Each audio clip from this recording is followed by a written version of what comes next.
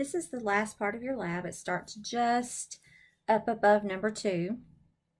It says a wheel with a 19-inch diameter. So here's my diameter, which means if it has a 19-inch diameter, it is a 9.5-inch radius.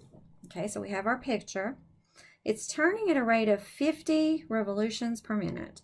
So they have given us, again, 53 revolutions in 1 minute. They've given us omega again.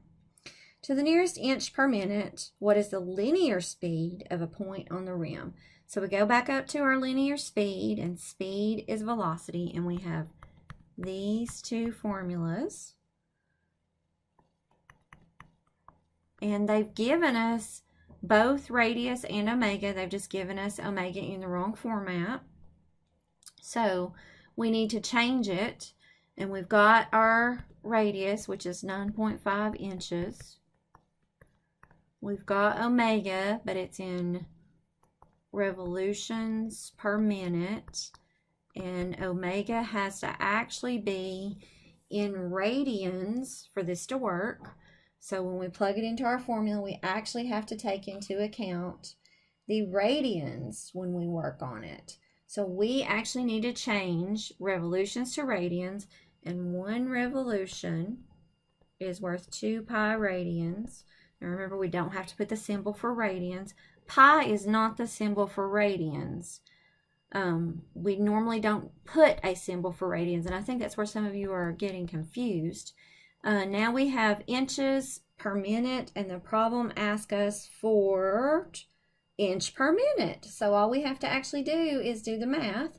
So 9.5 times 53 times 2 times the pi key, and hit enter, and we get approximately 3163.6, and it asks for to the nearest inch, so 3164 inches per minute. And depending on how you guys rounded, you may have gotten a different answer, but very close to what I got. Number 2 says a bicyclist's average linear speed during a race was 31 miles per hour. So they have given us linear speed. So you need to determine when you start a problem what they've actually given you.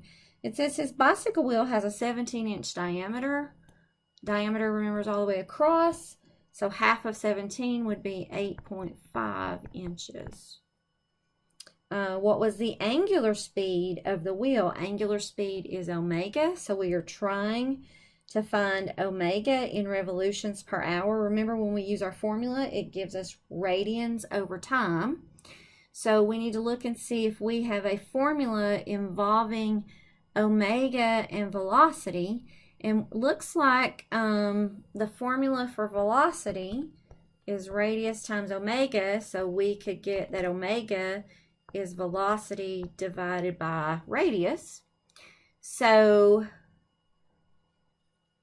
omega equals velocity, because that's what they gave us. Now it says divided by radius. So I'm going to put it like this to make sure that you guys understand how the math works. Division, remember, with fractions, when you divide, you flip and multiply.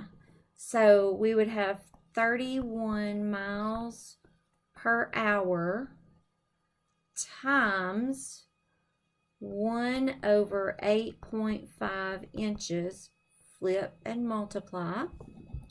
When we do this, we can't have miles and inches, so we're going to need to make some sort of conversion. And what I know about miles is that there are 5,280 feet in 1 mile. So I'm going to put it over here to make the miles cancel. Remember, you can put it wherever you want to, as long as you put the miles on the top and the miles on the bottom. And look what I've done. I've made a mistake, and this is typical of the kinds of mistakes we make. I put the miles on the top. So let me start over here and make sure that we get it in the right place. my mile is not going to cancel if I put it on the top like that. So let's mark that out so we don't accidentally use it. We're going to put 1 mile is 5,280 feet. Mile goes away. Well, I still have inches and feet. I can't do both, so let's see. I know that 12 inches is 1 foot. So let's see. Foot's on the top, so I'm going to put my foot on the bottom. So now it looks like inches also cancels, and remember that when everything cancels, so everything's canceled on the top, we're talking about radians because that's how we designate radians. We don't have a symbol for radians that we typically use, so that means the top is in radians. The bottom is in hours, and let's see what it asks. It asks for revolutions per hour. So right now we have radians, and if I do the math there, I get 31 times 5,280 times 12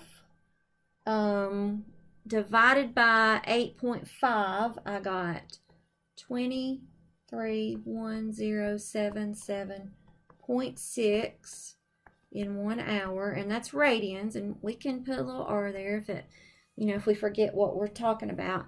But they want it in revolutions per hour. We already have the hours, so let's see, what do we know about revolutions and radians? We know that 2 pi radians is 1 revolution. We have radians on the top, so I need to have my radians on the bottom, and that would make that cancel. So little r's would cancel if I'm putting a symbol there. Is 1 revolution. And when I do the math, 231077.6 divided by 2 times pi comes out to 36777.14, or approximately. And that now is in revolutions per hour. So that's how that one should have come out. And a lot of you got, I think, confused in the math.